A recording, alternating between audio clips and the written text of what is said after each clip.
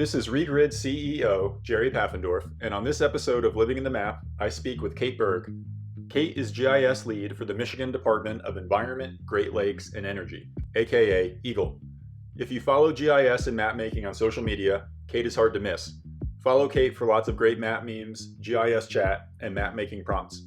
Okay. Cool. So, welcome, Kate. Thank you for joining me here today. Thanks for having me. Excited to be here. It's a pleasure. So I'm here with Kate Berg, and I encountered Kate probably the way that I assume the majority of people do, just because there's more people on the internet than like randomly wandering around in real life, probably. But Kate is hard to miss on Twitter if you're into maps and GIS stuff. And so I would say, going back over the last few years, I'd seen this name, Okato, kind of like, float by and was involved in things like the GIS chat hashtag and lots of map memes. And it was just always very fun with like a positive attitude on stuff. And so I, threw a follow on it and just kind of like liked it whenever it scrolled past. And then, realized that you were also in Michigan and, weren't just totally having fun with maps, but also were a GIS lead at the Michigan Department of Environment, Great Lakes, and Energy, and was like, oh, this is just like a really interesting person. So when I was thinking about people to invite in to speak with in the series, it was just kind of like obvious. Let me drop Kate a line. I'm really appreciative that you said yes. Yeah, I'm excited to be here, and it's funny you should say that because I just saw a meme today that someone made of me. If you're familiar, it's I think Avenger meme with Spider-Man going, "I see his face everywhere," in response to I Tony did, Stark. and I chuckled because I did. I was like, whatever, because I'm always, up on my research. 20 minutes before we spoke, I was like, let me see what was tweeted today. So Yeah, so apparently people see my face everywhere. It's not just you. I think it's a good thing. I'm going to take it as a good thing. I think it's fun. That's up to you, but I think it's fun. So yeah, if you follow Kate online as Pokato _ both on Instagram and Twitter, I think there's a lot to enjoy, but also like a good branching out into like GIS work and interesting people in the space. And Kate, to get us rolling here, I know this is kind of a funny question, but I feel like for some reason this still really like applies in GIS. Everybody has kind of an interesting story of how they got into the space. So not to ask you to like, travel too far back in the time machine, but if you wouldn't mind kind of kicking us off, like everybody's got a different path into GIS and map making. How did you kind of find yourself in this space and then here in Michigan and having fun doing it? Yeah, it was a long journey, I would say. Lots of different things that I explored. I think most people in GIS are like me in that they didn't know this was a thing. Yep. They started going one direction and then discovered it, halfway through. And so that's what happened with me. I grew up, my father was a research scientist, and so got me excited about ecology and doing science like that. And so that's what I studied in school. Yep. But he also mentioned like, hey, there's some people, working with me. He works for the USGS, and he said they're doing something called GIS. Seems pretty cool. You might want to like check out if UCLA has any classes on it. And Yep. I did. Looked like a fun elective to try, and I really liked it. Still didn't find that path. It was just kind of like along the way I started taking up GIS. It just happened that I got to minor in it because I loved the classes and kept taking it, but I never really thought of it as a career. I decided I didn't like science or doing research, and so I came to Okay. Michigan in 2015 to do my master's at the University of Michigan in natural resources management. I thought that that's kind of the route that I want to do, kind of ecology, kind of nature, but also like not that science route, more practical route. And to pay for that, I taught GIS for undergrads at and so it was kind of that instance right there where I was trying to get young people excited about GIS, trying to show them the cool things that it does, and then I fell in love with it all over again. I realized, oh wait, this is really cool. I taught myself to be excited about it. And so when I graduated, huh? No, so you came in through the kind of like ecology interest, and were you doing stuff with computers at all too? Or was it like because I find there's this interesting fork. Like I'm not really a programmer or an Mhm. engineer myself, but I found myself into space because it was so interesting, and I used computers all the time. You know what Yeah, I mean? You know, yeah. teaching online or using software, like lots of like Photoshop and movie and stuff like that. So I'm curious, like, what was your kind of mix on like the hard and soft of like the engineering or computer usage? I have always been kind of a tech person. Yeah. I learned PowerPoint in like third grade, and I realized it was a way I could convince my parents to do things. I put together a Okay. slide deck of like why we should be able to, have this or that. So I've always been kind of computer focused and exploring software and things like that. And I've always had kind of also a creative side of things, kind of artistic, enjoying the arts and things like that. So that's, I think, why GIS clicked so well for me is it has both of those things. You can make pretty maps with cartography, but you also have that technical analytical side. Yeah, and they can be fun because I would say like when I see your posts, float past online, oftentimes like there'll be very fun things. Like they're not all memes, but sometimes you'll have like fun maps and stuff too. And I think that recognition that like map making and cartography and GIS can be fun and creative is kind of surprising for people sometimes. And Yeah. and I'm so okay. So you followed that path to Michigan. You were teaching people how to use GIS. How did it become like? What was your transition into the professional world there? So I'm curious. There's a couple steps in there. You got here. You got into the program. All of a sudden, you're teaching. Like Right. what was it? What was like the first opportunity when you were like, oh, I think I could do this as like a career?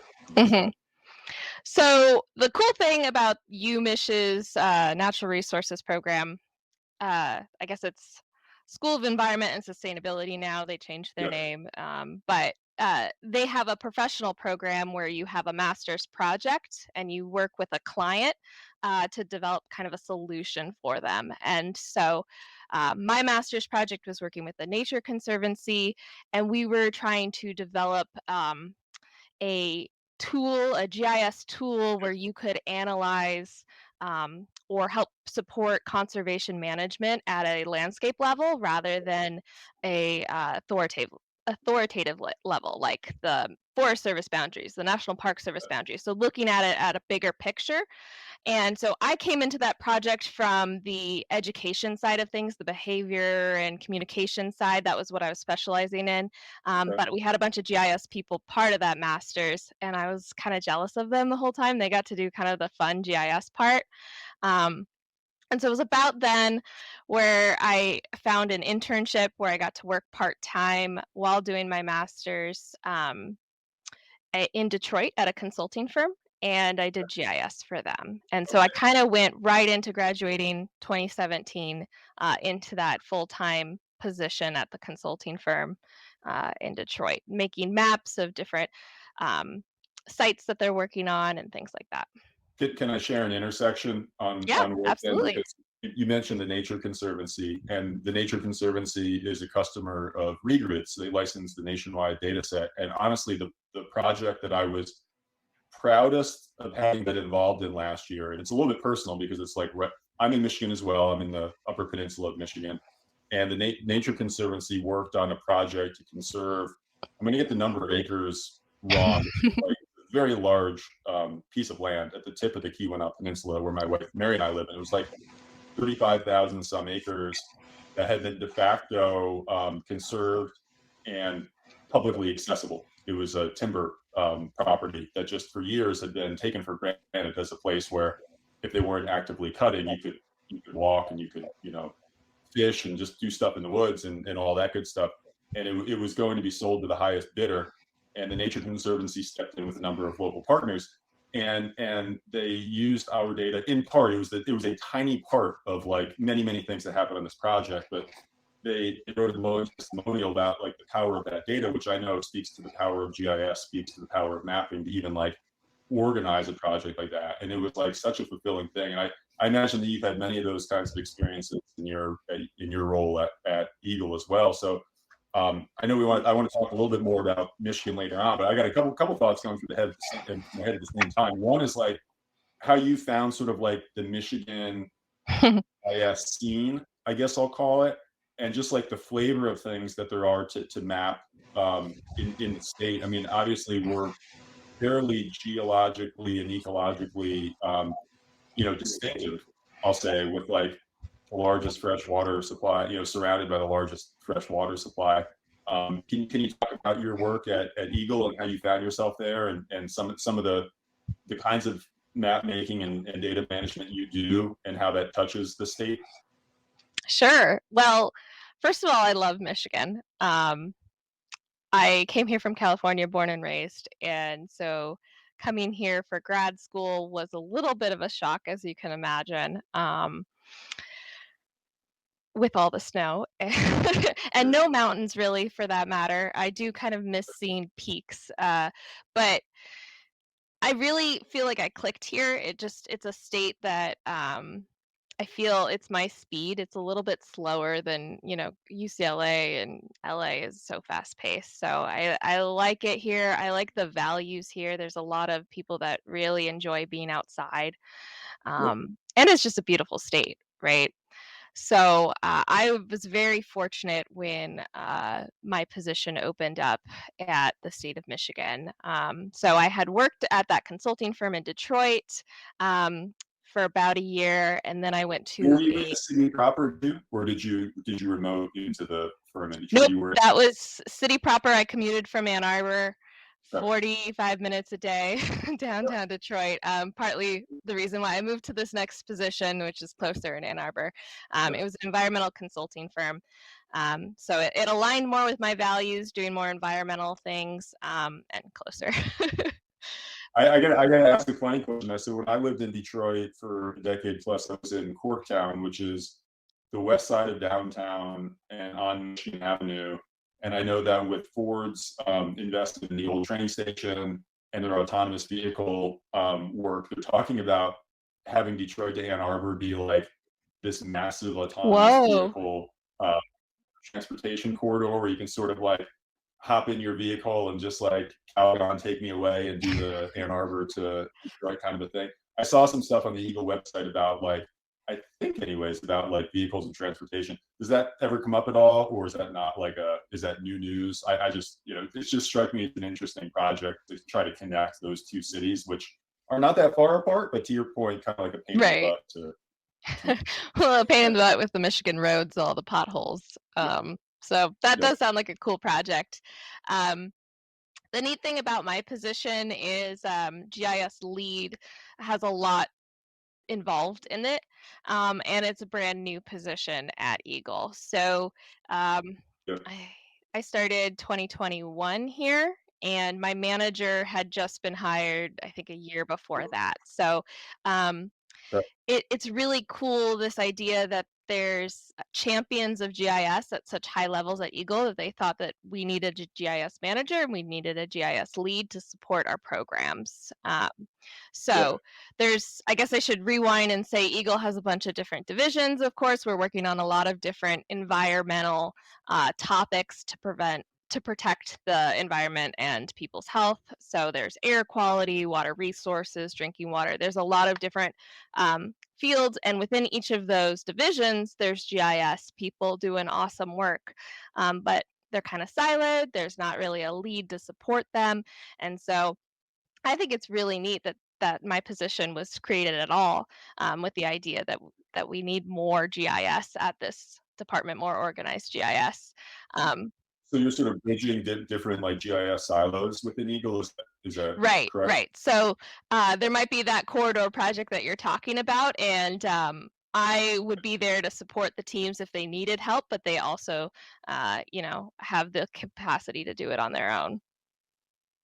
The and I love it because I was going through the Eagle site earlier and I was like, how many things on here seem to touch GIS? And I think like one of the first things in the site currently was like a map of all landfills in Michigan, and then more than like a map, it was like a breakdown of like what are these things, like how do they work, like why are they important, why are they where they are, and I was looking through like the rest of the list, and it was like yeah, drinking water issues, obviously huge. I mean, people are familiar with the crisis that happened in Flint, is still playing out in Flint, but also in Benton Hmm. Harbor. I saw stuff about drinking water. I saw stuff about not the Ann Arbor corridor, but there was stuff like, with what electric ferry to Mackinac, like a number of these things. And I was like, each one of these things has, it all has a location component. And I know sometimes people can kind of say that, and sometimes it feels like a stretch. You get the GIS wizard who's like, everything has a location. GIS. Yeah, there's Yeah, that quote, like 80% of things have a location. I don't know who first said that. I don't know if there's any source for that, but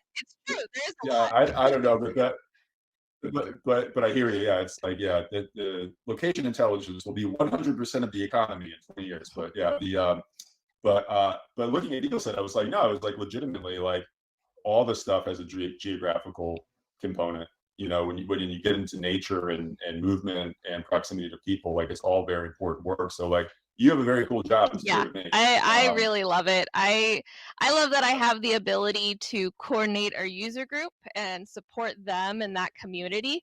But I also love, like, if there's a team that doesn't have a GIS person to help them out, that's where I'll come in and I'll help them with it. So I get to have kind of those manager experiences, but also I don't like lose the fun of actually doing the analyses and crashing my software and things like that. And I know these things can be tough because of like when people listen to them and whatnot. But I believe you guys are hiring for something in the department now. Like what kinds of people and talent do you look for? Like who would consider applying to work with Eagle if they were interested in GIS? What's the skill set, or what's the amount of opportunity? Is it worth people having on the radar of like, oh, there'd be at least worth a Right. knock on the door over there? Yeah, Like, well, yeah, shout out if you want to join our team. That closes Sunday, so I don't know if that's gonna work with the interview, but yeah, that one, but for the yeah, future opportunities. Yeah. a lot of what we're driving at Eagle is improving our transparency and improving access to our data, and that means making web maps and open data for people, making it available to people. So I think a big component of what we're looking for is web GIS experience, and Eagle is an Esri shop, for better or for worse. So that would be ArcGIS Online web GIS experience. Hmm. Any open data sets that you're particularly excited about, or like, because I know, this I definitely like, I've got to stop myself from like, talking about it, but I know, having gotten our start in Detroit and like working with open data, help opening up more open data, it's always interesting, like, how you connect that open data to people who are, you know, actually finding interesting insights in it and using it for stuff, versus just kind of having it there. Anything stand out to you, and any kind of data that you guys are providing or looking to provide that you think might be particularly interesting for people to like see and make maps out of? And no worries if it's a stumper right now. I'm just curious if there's anything where you're like, oh, this data I set think to me is coming everything's out as cool. super cool.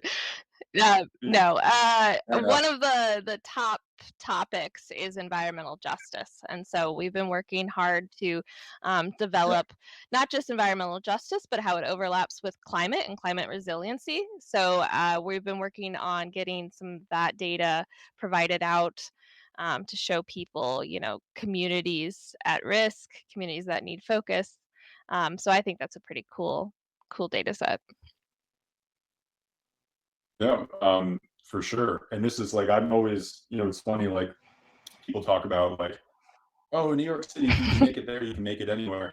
At least in my experience, like working in Michigan and working in Detroit, with such interesting influences on GIS, because there's social, cultural, racial, economic, structural inequalities, as well as natural environment, and all these things come together with how maps communicate and who they communicate to, and all these different considerations. So that to me makes Michigan has a lot of interesting flavors for GIS. I know all states. Yeah, no, Honestly. I see what you're saying, and Sure. that's also what I like about Eagle is there's all those different components of the environment that come together, right? The air quality, the drinking water, they all kind of fit together, and I get to have this central seat and see what everyone else is working on and try and make connections between their projects. No, it's awesome. I'm curious. I want to stay on some of the Eagle and the professional work, but I am curious because one of the things I have to say, I'm a little it's easy to be jealous at a distance. So I don't know how it actually like feels, but like the way that you communicate online publicly throughout the day or week while you're doing the professional work at Eagle is always very interesting to me. I've noticed I use social media like a weirdo. I don't know how you use social media like a not weirdo. I It's guess all everyone's weird. got their We're all weird. I kind of use it's all weird. I kind of use it as a very like I don't want to say very infrequent, sometimes some, but whatever. It's like an abstract diary to me. It's like I'm not really like inviting a reply per se. I hope people kind of find it interesting in a tone like abstract way. So, but I get a little bit envious. So I'm like, oh, Kate's really like, putting out content and like engaging in conversations where like people are excited to see what she says next. Things are being like retweeted more frequently and all this kind of stuff. So I'm curious how you kind of like balance those things together and how you think of it like creative outlet, stress relief, professional information gathering, marketing in some ways. Like I know there's a whole matrix of things that come together. But like how do you like what do you get out of it yourself, and how do you kind of like unbraid those different those are great questions. I'll say we're fortunate in GIS where there's a lot of downtime sometimes, like you're running a tool and there's really not much that you can do while you wait for that to run. So that's a convenient way of like integrating it during the day, during your job, and actually doing your job. But I have that background in education and communication, right? I didn't mention this, but I have career experience working for the National Park Service, doing interpretation, giving talks and things like that. And I think it just kind of stuck with me. I like to share interesting things. And I think of my Twitter as like it's my account, it's me talking out there, but it's also there is marketing, there is an identity there, right? Like Kate doesn't talk about politics on there, you won't see that. Kate doesn't talk, she'll sometimes talk about hockey, she'll definitely talk about potatoes, but you have a brand that you got to stick with it, because otherwise your followers don't know what they're following. It's kind of like they want to have a consistent output. And with that, I don't want it to feel like work. If I feel like I have to, continually put stuff out there to make people happy, I wouldn't be doing this, right? I'm doing it because it's fun for me. And what that might mean, though, is that I don't go on Twitter for a week. If I'm just like, I'm not feeling it, I'll just wait a week until I'm feeling it. And it's worked well for me. I definitely try my best to respond to everyone, or at least like it if they interact with me. I try really hard to reply to everyone, and that's important to me. If they're sharing their experiences, they're asking questions, I want to encourage that with the GIS community. It's getting harder. Now I'm at 19.7 followers, 19.7 thousand followers. But It's a lot. Yeah, it's a lot, and they're more seemingly more engaged than some. Like it's an active coral reef. I like that analogy. That's great. Yeah. So continuing on that path a little bit, like trying to think. I got a couple of questions going through my head at the same time on stuff. Like one thing. So there's the fun that you have with like the memes and fun map stuff. There's like this GIS chat conversation, which actually, this sounds dumb. This sounds like Grandpa Jerry talking, but like since I don't, since I follow, cartographical, geospatial, GIS, Twitter in that random kaleidoscope peephole, like whenever I go on, it's like, okay, this stuff is like happening on here. I always feel kind of dumb, like if I ever want to like get involved in a conversation or like let a community know through like a hashtag or some access point like that. So it might be kind of a dumb question. Oh, easy on yourself, Jerry. It's not a No dumb question. questions. Like something like GIS chat. Like how do you like how do you engage like a community like that? To what extent is it a community? Like because my understanding is not something that you per se like created, but like you are active when that hashtag is happening. Like, what's a good way to engage with that kind of network? What's not a good way Right. to engage with that kind of network? Happy to answer your questions, Grandpa. Thank you. I'm just little old me in the UK. What do I know about GIS chats? I started getting engaged in GIS chat back in like 2017 or so, right when I was entering the workforce in GIS, and I felt kind of alone in my early career. I didn't have any, mentors or people that could commiserate with me when my software is crashing. Yeah. So I found the community on Twitter. It was GIS Tribe back then, and we've since changed the name. But it's essentially it's a hashtag, right? So you can link tweets using that hashtag. But there is a coordinated time every week. It's now called GIS Chat. 3 p.m. Eastern on Wednesdays, and I'll start with a question or a check-in. People say hi, where they're talking from, any exciting things going on in their day, and then I try and have like a focused question for people to answer. And it's kind of, if you're familiar with Doctor Who, right? There's kind of like a rotating doctor. It changes every couple years, right? And so that's kind of the same with GIS Chat. I took it on. Gosh, I don't even know now. A year ago, 2 years ago. The previous one was Michelle, and she was doing awesome, but needed to kind of um, let it go, and she passed it on to me, and I'll have someone take it on after I'm done. But yeah, and I think there's a couple before Michelle too. So it's a cool hashtag. You can use it at any point that you want, but we do have a conversation that happens once a week using Okay. GIS chat. Yeah. Okay. Interesting. Yeah, because I had like kind of missed that. I just know that it's like, I think that to the extent that I've ever used it before, I always feel bad because like I feel like when a lot of people think about using social media, it's because like, oh, I've got like a thing that sounds like an opportunity to me, but it's kind of like about me, right? So like I'm always very conscious of that. So I think we've used it for like when we're hiring before, and it was like, oh, sounds like one to use. But then I always feel bad too because I'm like I feel like I should be like understanding this more. I just know that people who are in this scene kind of get it, but didn't want to pollute it. Yeah, I mean, So it's a great community. Someone just did an analysis of the Twitter sentiment, and it's uh, the least amount is negative sentiment. It's like 30% positive, and I did. I would actually. This is funny too. So I wanted to ask you if you had any. It's topical right now, and I have a feeling it's going to be topical for maybe for the rest of human history. But when AI stuff, I saw the sentiment analysis, and I was looking at it because it was like whatever majority positive, and then there was a significant chunk that was categorized as neutral, and then there was smallest, but like not insignificant. I forget what it was, like in the teens or something, was like Mhm. negative, and I was like, I wonder. I bet there's a lot of like lighthearted snark caught in there. That's not really the message Yeah, I was catching. yeah, they're definitely. I mean, you think about it, I feel like a lot of GIS chat is ranting about Right. issues that you're having, but so I don't know how much weight there is in that.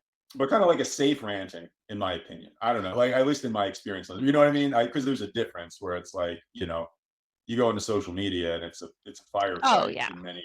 in many quarters of it. I've seen that was one of the things that was like attractive here is I've just seen kind of like less of that Yeah, it's a attitude. great community. It's very welcoming, and I do my best to encourage that. And, like I said, I always try and respond to people and give them my support as best I can. Are there how large of a community is there right now? Estimations, I guess, like and any geographic boundaries, like how would you kind of Um, think about that? I don't think we have anyone from Antarctica reporting in, but I can't confirm. That's kind of I'd be interested because I deal with a few weirdos out there. I actually strangely have a friend, a really good friend from growing up who's in my wedding and stuff. Who, obviously nobody like lives on Antarctica, but like goes down there and does the seasonal radio antenna, Yeah, fixing tours and stuff like that. There's going to be. Have you seen the ownership maps of Antarctica by any it's chance? interesting. Yeah, yeah. They're not parcels per se, but like you see the representation. It's basically like a big pinwheel of like all these countries are like this is a little sliver representing our tenure. Not to talk about Antarctica, but you mentioned it. It's I could talk about Antarctica. My husband did climate research did he go? Was of it? Did ice he spend sheets. time? No, and we are also big scuba divers, and people are like, "You should go scuba dive at Iceberg," and I was like, "No, I don't think so. I don't think that's on the life bucket list to go down there and do that." Have you done that mixed in some Michigan stuff?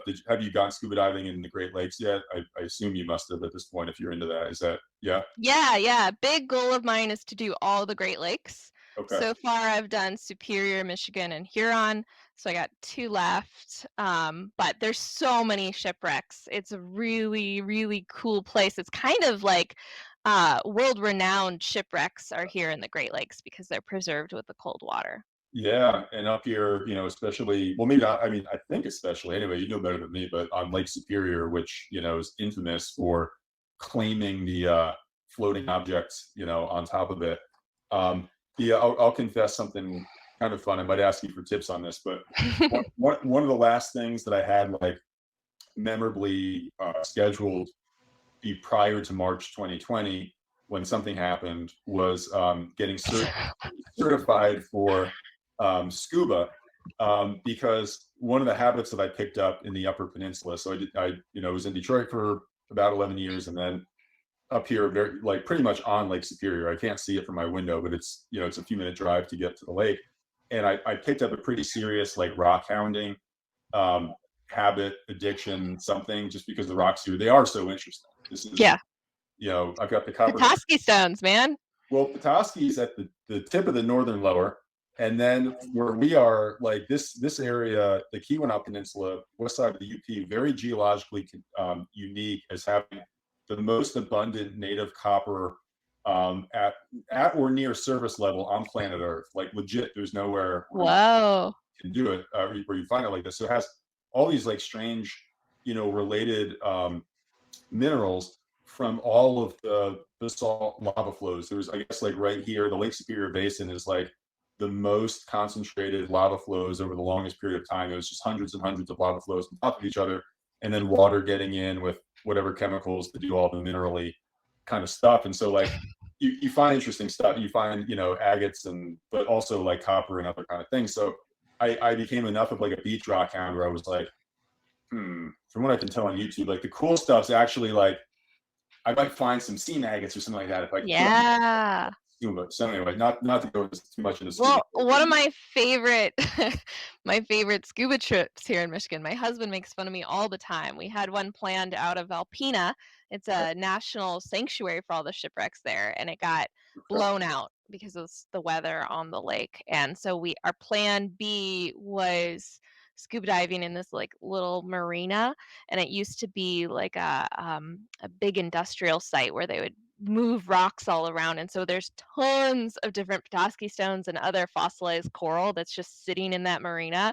And so we spent like 40 minutes underwater just like sifting through rocks. And it's one of my favorite experiences. It's really cool. You should definitely get certified so you can look for rocks. That sounds great to me. I know I'm going to take it too far. It's kind of my habit. There's also these glow in the dark rocks. Euphorites. You heard of euphorites? Yes, I have quite a collection of euphorites. It's for those who don't know, I don't know why these were only found like 5 years ago up here, but like if you take a UV light, so like a purple light on the beach in parts of the Upper Peninsula, you'll see very brightly glowing orange lights. And the thing about them is, if other people are doing it, they actually will all disappear. It's kind of a robot's game. If they're there, you'll see them with your light. So I'm like, I got to get a UV headlamp. And so I'll keep you in the loop. Yeah, I'm down to go searching. Yeah, it's so. But all right, so where were we? Off of scuba. I'm totally lost now on the thread that we were on. GIS. Yeah, we're talking about social media. Scuba, social media. Yeah. What are some interesting connections that have happened to you? And this is always, like I've been fortunate in my life to. I'm very grateful for the internet, and over the last couple of decades, like the connections that it's brought to me. Sometimes just from putting things out there in the world and inviting, stuff kind of comes back to you. Any notable connections that you've made through, in addition to sort of like the coral reef of lots of fish always kind of like swimming around? Does anything stand out from, you sharing your mapping work that like, whether it was, I don't know if it was this job, but just something where it was like kind of underscored the power of like putting yourself out there this way? Yeah, definitely this call for sure. This is the most notable. Oh, yeah. No, I mean, besides this, obviously, obviously. right? I mean, yeah. My favorite happened last October, during Halloween. I shared Okay. a meme, and if you remember, like it was going around. It was like the spirit Halloween costume meme, where you like put a face Oh on yeah. someone. I, Yeah, I shared that on our slide. You're talking about the yeah. GIS Yeah, costume? but the Yeah. picture I used in that meme was from he's like a resident, he's a GIS celebrity effectively. If you're familiar with the Okay. movie What We Do in the Shadows. Um Oh, the vampire comedy yeah. Yeah, so show? it's a TV Okay. show, but it's Yeah. originally a movie, and in it has maybe the only GIS analyst like in a movie that I've heard of, Okay. before he announces himself. I'm a GIS analyst, and it's Okay. hilarious. And he's kind of our GIS celebrity in the movie. And anyway, I tagged him in it to see if he would, see it. And he commented on it, and he shared it, and he got a kick out of it. And it was great to meet my GIS celebrity hero. That's that's hilarious. This is not to be to mention something unhealthy on here, but my joke for years, and this just may have been some of the first people that I encountered, like in the professional GIS industry. And my stereotype when I saw that costume, where's the pack of cigarettes though? Because I was talking about the overworked chain smoking Yeah, GIS people were analysts. definitely like, there needs to be more bags under the eyes. Something unhealthy in there too. No, we're just kidding, kids. GIS it's a clean Oh fight out yeah. there, but As with all careers, um, right? have you ever, not to go into negative territory, I'm just curious too, because Lord knows the internet is ripe for misunderstanding. Have you ever had to sort anything out where somebody was like, what did this person say? Like, Kate obviously thinks that or the other thing. Does that ever happen, or is that much of a concern, or not Um, so much? uh, lots to talk about on this topic, I would say. I do my best not to delete anything. I think it's important Yeah, to, learn from your mistakes and admit when you're wrong and not just hide it. So I try hard not to delete anything. And I also try hard, like I said, not to be political or controversial on there to make it yeah, kind of a welcoming environment. But that doesn't mean that I haven't done it before. Let's see. The most recent one was I upset a bunch of academics because I was trying to make the point that um, I like teaching GIS. I don't have a PhD in GIS, and I think that um, just because I don't have a PhD, it shouldn't limit me from teaching at an yeah, academic level. yeah. But of course, you're limited to less than 300 words, and so that doesn't come across all the time. And so I upset a lot of people that have comma PhD in their titles by that statement. Okay. Um, we haven't talked about the 30-day map challenge, but this is a really cool thing that happens every November where you try and make one map a day for the entire month. And with that, uh, Yeah, you're making really quick maps, and you are going to make mistakes on your maps. Like there's no way you're going to be perfect. yeah, And so most recently I made one of Ukraine, and I wasn't paying attention to the data source that I was using. And so this was a really important yeah, reminder that pay attention to your data. yeah, So I was using one that didn't have Crimea on there. And so I found later a data set that has the US recognized boundaries, and, yeah. updated my map. And fortunately, I had a lot of people point out, like, you might want to, but they weren't rude. They weren't, jerks. Good. I mean, that's a great example of a very sensitive subject. Of course, that's like inherently political. It's impossible not to have a Right. feeling, any which way, depending on what it says. It makes me think too. I mean, this is just the power of maps and like map literacy on stuff. One of the books, and I've just been recommending this a lot, so like forgive me, but I recently finished a book called Never Lost Again, which was about the creation of. First it was called Keyhole, then it was called Google Earth. So it was like, the 2002 kind of time frame, Mhm. 3D interactive. you'd love, not to tell, I always hate recommending books to people because it's like, oh great, this is like thanks for the 6-hour recommendation, my ankle, whatever. But it was so interesting because it was like they kind of built this from like outside like the GIS scene, I guess you would say. But obviously it was like a digital map. So like they're trying to figure out the business of it. And so they're looking at GIS. The GIS was so dominated by Esri. There's just some interesting backstory. It's like they sneak into the Esri conference. It's like whatever. But I haven't heard of that book. I'll have to check it out. Thank you. Oh, it's cool. It's this guy Bill Kilday wrote it. He was one of the very early employees at Keyhole. So it's like the person who wrote it like earned writing it. You know what I mean? Because they were there for this whole journey. But when Google buys them, and this was like pre-Google Maps and everything. It was like Google Earth came first, and then the team helped worked on like the 2D maps that became like the most popular thing Google ever released as like a product launch. They were dealing with this issue internationally because they were kind of like using international, whatever, they were using a version of international boundaries, right? And like all of a sudden there were protests at the office and everything else because they were stumbling into all these conflicts. And what they were also finding is like stuff in the maps was being believed and held up as official by people even when it wasn't, per se, because it was just like there's something about the way a map comes across silently and wordlessly and officially that kind of feels like the last word on anything. So whatever, not to go too far down a weird road, but it was really interesting because they were dealing with this, and they were dealing with, like, in their case, they were even setting it up where it was like, their compromise was they were using like multiple dotted lines when there was like a disagreement.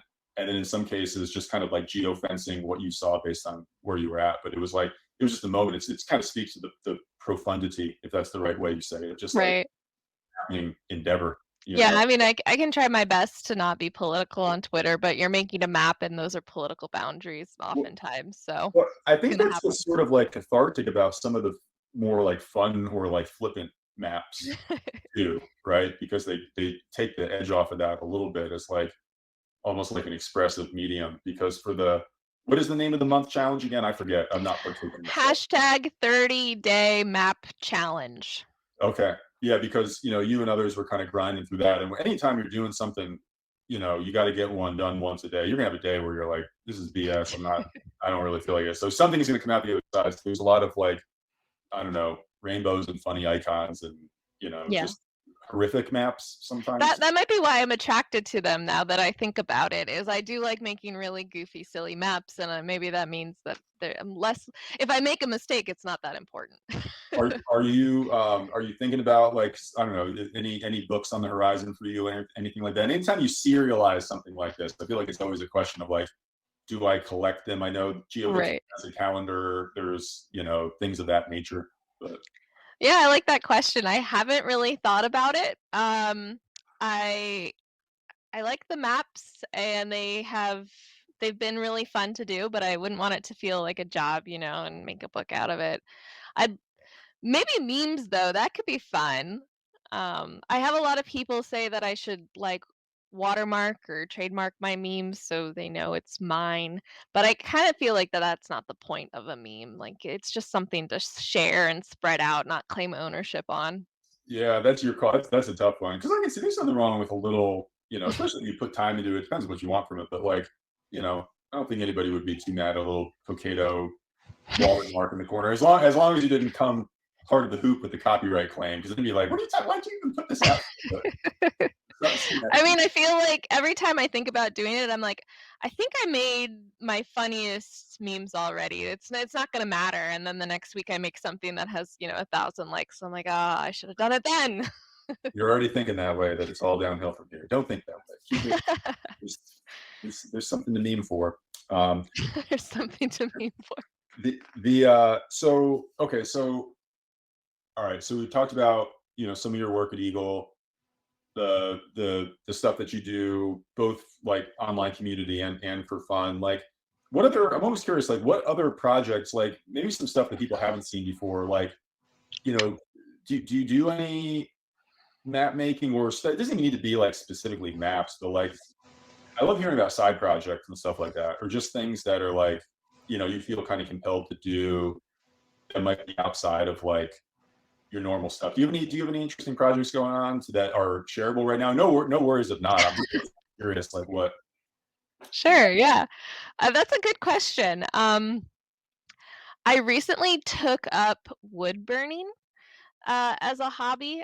We had a really special tree in our backyard get cut Okay. down, and I wanted to like do something really cool to some pieces that we saved. And I was like, oh, I could learn this wood burning thing, and um, it sparked my idea. I haven't really seen many maps in wood, like wood burning maps. So I'm starting to dabble in that. I haven't shared any. This is the first I've even kind of admitted it out loud. I've just been kind of playing around with it, but that's coming. That's coming. I'm going to So, make some really cool maps on wood. for clarity, so the wood burning, does that mean like is it like kind of like the engraving, but you're using flame to like engrave an image, or what is the what? Forgive me for not knowing, but what's the wood burning Yeah, concept? no worries. I don't know how common this hobby is. It's also called pyrography, and Okay.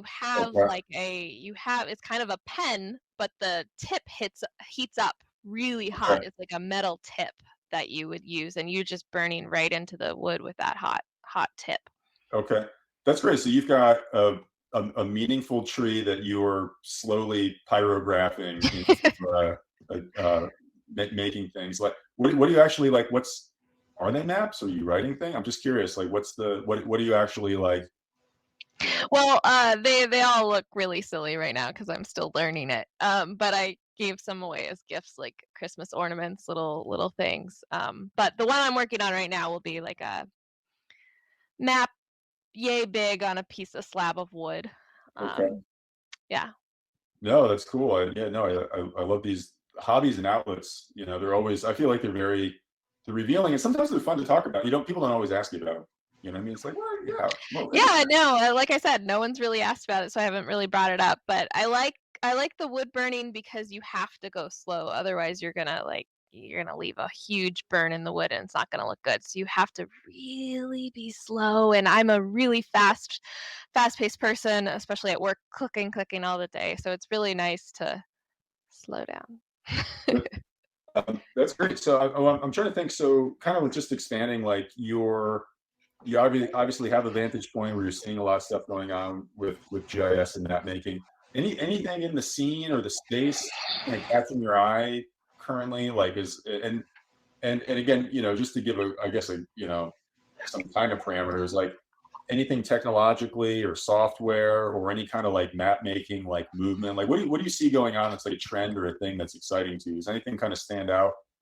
Well, I'll shout out the 30-day map challenge again. I think this is a really cool social, not really experiment, but it's a social thing that we can all get together and map every November. Another one kind of similar to that came out this year for the very first time is the hashtag Map Prompt Monday. And this guy on Twitter, Devin Lee, he's doing an awesome job with it. And every week he releases a new prompt, and it's kind of like a 30-day map challenge, but it's expanded through the whole year, and you don't have to do one map a day. You have like a week to make it, and Okay. so recommend people follow that. There's a lot of really great maps coming out of that on Twitter. I'll make sure, because what I want to do when we publish this, I'll make sure that it was just fun to have like a whole chunk of a conversation you can hit play on while you're doing anything. But like I do like it when we kind of go through and pull some stuff out where it's just like, these are interesting sections. So like any of these recommendations, I think these are great. And anybody else that you would really recommend either following, and this is a I was, it's like, who am I gonna like leave out or get mad at me now? You asked, do people ever Yeah. get here's, here's an example. But There's just too many funny people out there. I don't really want to name any names, but I will say follow the hashtag Mappy meme. I started it. That's what I'm tagging all my funny pictures with, and there's a bunch of people who are jumping on. Fellow Michigander Matt Malone, um, who's in Southeast Michigan, is also making a lot of really funny memes. So he's a great one to follow. And I said I wasn't going to name names, and I did. how it goes. That's how it goes. Did I got to ask, just because I'm kind of just curious in general. Any thoughts on like AI and in map making stuff? I know obviously Chat GPT is sort of like popped up as like, hey, you can say a few sentences to a computer and it'll do some really freaky stuff it didn't do last year. But I'm always looking in like map making, like, AI intersections. Like, have you seen anything interesting in that space yet, or You know, not? I played around with GPT a little bit, and I was like, "Help me come up with a name for a conference presentation." Yeah, Fun. I said specifically fun. It yeah. needed to be fun, and it came up with like the most boring name ever. Oh, It was like empowering communities through a geographic wow. approach or I something, and I was like, "Do you know what fun is? I don't think I can trust AI." what you can do in that case, what I found is like if it gives you a name like that, you can tell it again, but like, and But then make it funner. yeah, but or like a person, you know what I mean? Like I remember this is so dumb, but like when I was doing my first test and I saw you could do that, it was like again, but like Hulk Hogan, and it would just throw in like, "All right, brother, it's a nap session," and it would just like go. It would just like throw these things Oh, in. I I was like, love "All right, it. that's pretty funny." All Um, right, maybe I'll give it another try. yeah, I mean, it can be whatever. I just, one of the things that probably the biggest thing that caught my eye so far with maps was, and it's actually somebody that I want to invite into this conversation series, but it was some research on deep fakes in maps and aerial Ooh. imagery. And it was about the risks of this. Going back to what we were chatting about before, and like the believability of maps. It was basically somebody showing that like this is less chat GPT and more like Dolly or Mid Journey or one of these things, right? Right. Like here's some text, like make a prompt. And it was like, here's some images of a city, but like make it like different. And it struck me as a great case of like really cool creative outlets with that. Like I'd love it got me thinking about like, man, I'd love to like make a new base map based off of something where it was like real enough base map, like accurate, but like different styles. But it Mhm. was about the concern of like, yeah, you're just not going to know the difference when it comes to maps. Like somebody's going to mess with you.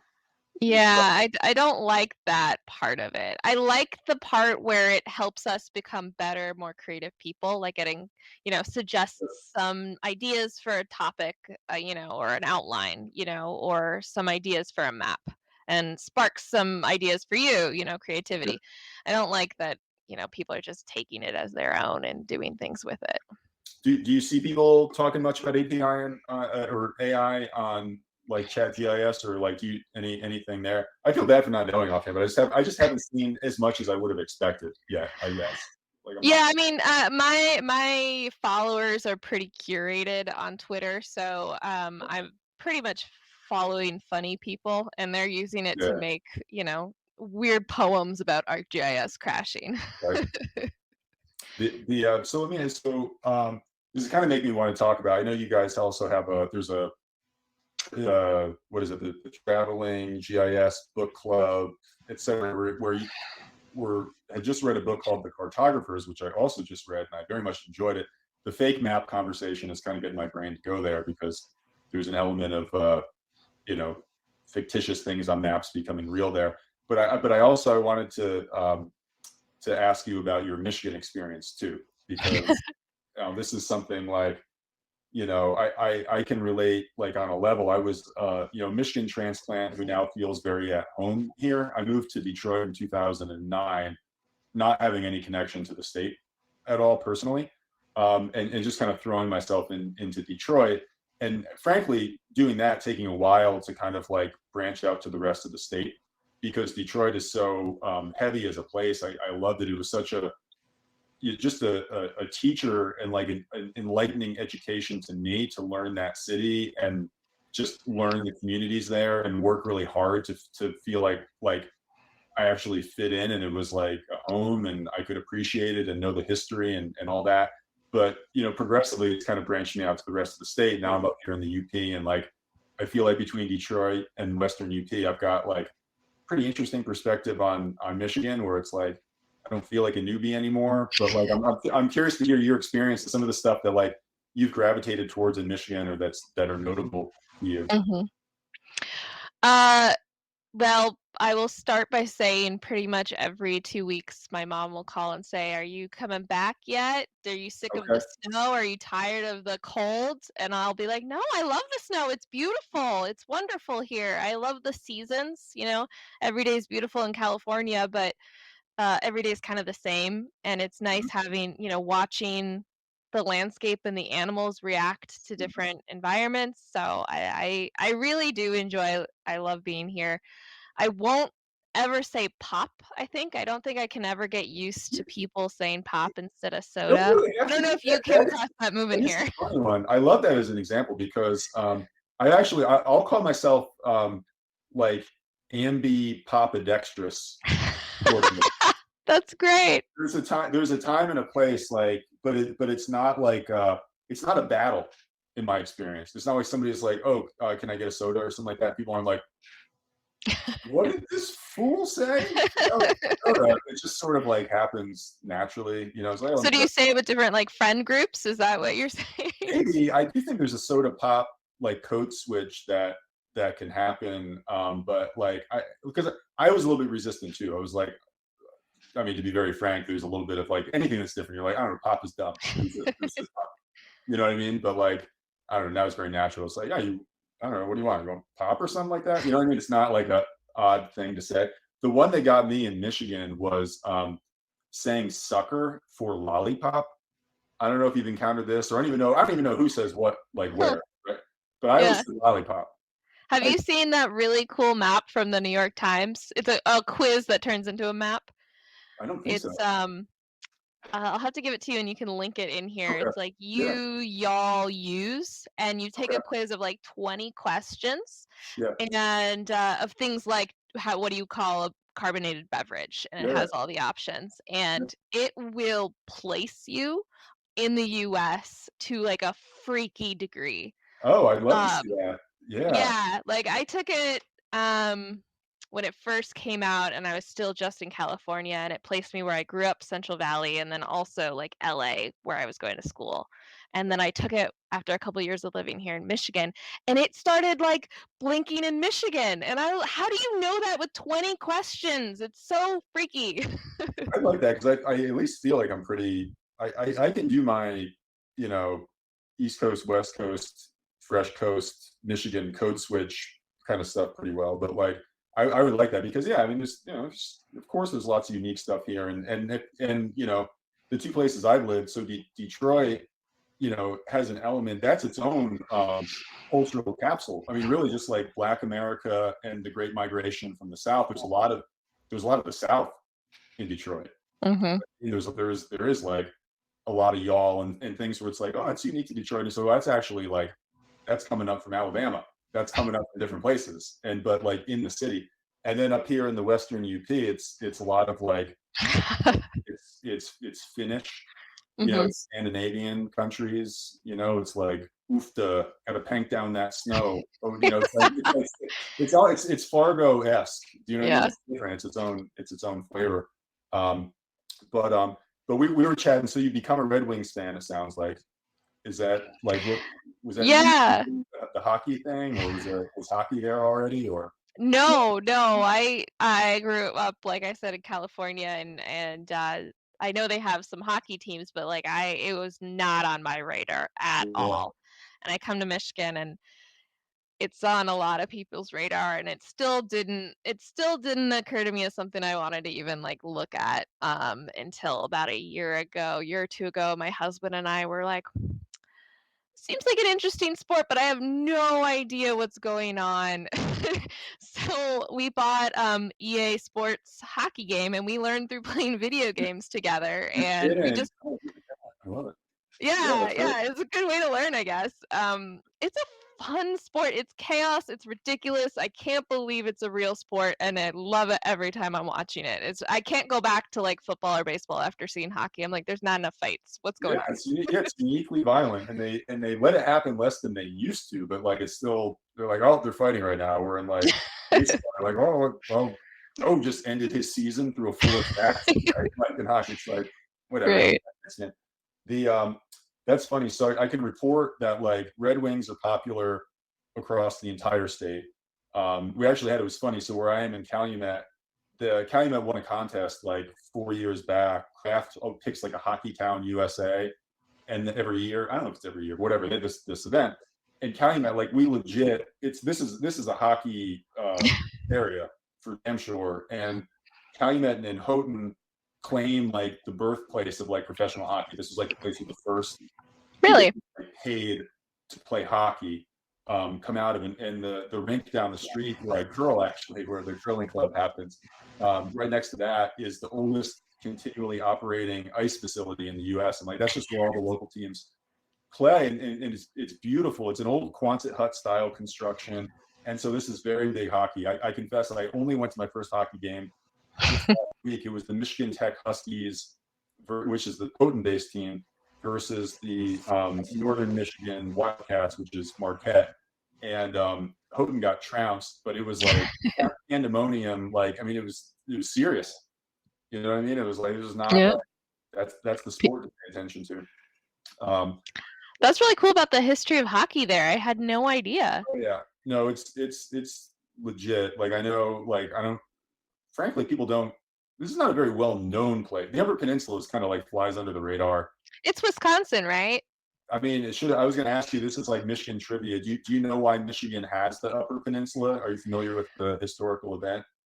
It was some treaty with Canada, and we traded something for it, right? Well, it was basically a treaty kind of with Ohio. So this explains like Oh, is that that's the little thing down there? well, it was the so Toledo. So it's called the Toledo War, and it was over. Ohio was a state before Michigan was a state, and the way the survey was done, it was Ohio's northern border was supposed to be below Toledo, which at the time was very important. It was the Maumee River there. I think it's the Maumee was like just no cars, no whatever. It's like, okay, we need this like port, and Ohio just sort of like they pushed the line up a little bit. And so when Michigan was like, there was like a skirmish, nobody died, but there was a fight. And the compromise that the federal government put forward was like, Wisconsin was not a thing yet. Like, you can have that territory. We think there's minerals up there. Right. And so that's why it's like, it's basically two states.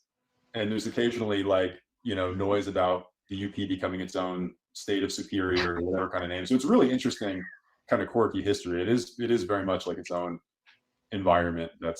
I recall that history now. I think the thing that I was talking about was Isle Royale. Like, Isle Royale is way closer to Canada and has no right being Michigan, and I think that was something. It was all over because there was copper found there. There was indigenous copper mining, and so I think the U.S. kind of like was in a position to try to snatch it. It's like 50 miles from the coast here, but it's like 4 miles from the coast on Canada, whatever. Mm-hmm. Right.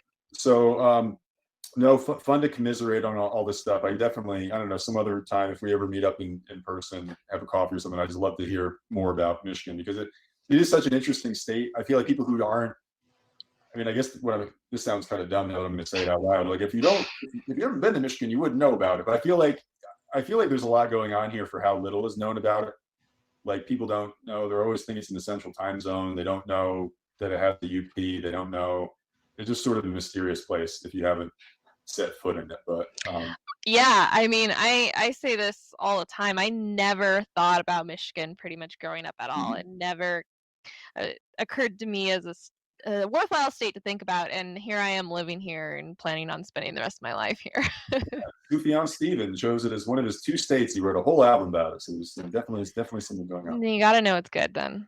But so Kate, I would love to keep talking. I almost don't want to keep you too much longer. I know we're just like at an hour right now. Anything you want to say about this book club too, or do you want to riff on the cartographers for a second? I don't have any friends who've read it. So. I have a lot to say about the cartographers, but that might be for another time. Okay. But I will talk about the Fellowship of the Traveling GIS Chat. Yeah, please. Briefly. So this started, I don't know, last month. Greg from Colorado mentioned the cartographer's book and said, this is awesome. I'll send it to you if you want to read it. And then I was like, well, this reminds me of the Sisterhood of the Traveling Pants that I was obsessed with as a kid, where you kind of pass a pair of pants around with a group of friends. So I thought, well, why don't we do that with the book? So Greg sent it to me. I finished it. I'm about to send it to the next person. And we have a list of about 20 people who signed up to keep getting this book. And my favorite part is that we're encouraging writing and marking up the book. So I was reading with a pen and like writing my comments on the entire time I was reading it. And I saw Greg's comments in there, and it just made the experience so much more fun to like see what another person was thinking at each point. especially another GIS person. That's cool. I confess, I didn't. I isn't that. I don't know. I'm too impatient. I just read the Kindle version. I'm like, oh, just go through this kind of thing. But for those who haven't heard, I definitely recommend it. It's cool that you guys chose that book. It was a very fun read, and I can't think of many books that are like fun, interesting, cartographically based science fiction. Fiction. It's not a huge category as far as I know. So it was fun to read about somebody who. Are you familiar with the author? Do you know her background related to maps? I don't. Yeah, I'm not really sure either. I actually had reached out to her. I'm hoping that maybe I can do a chat with her as well about that book. But I was reading it and I was like, you're trying to assess. You're like, how much is this person like into maps versus like, was this a topic that was kind of picked? There were a couple times in the book where she would say something like, "Oh, this is common knowledge to map makers," and I'm like, Yeah. I've never heard of that ever. So I don't know how much map experience she has, but I do agree that it's really cool to have a book all about a fiction book about maps. There's tons of nonfiction, but it's kind of fun. And the collision of like vintage historical maps and like, the big data, AI, Google Earth going to eat everything on the maps. They kind of set up an interesting like binary with the characters and the themes on that. But so anyway, good choice in my opinion. And thanks for sharing that. So yeah, I will make sure that I kind of like help wrap up like different highlights from this and different kind of like calls to actions of the different things that you pointed out. I got a lot of links for you. I can send over. And the links. The pixels are cheap. Happy to put them out in useful orders.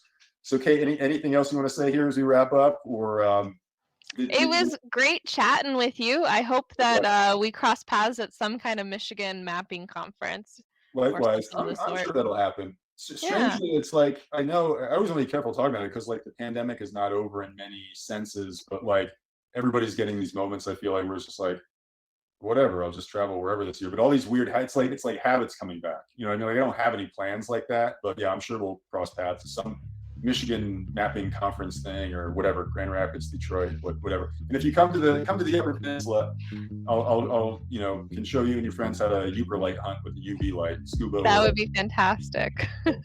Cool. Thanks, Kate. I appreciate it. Catch you later. Bye. All right. Bye.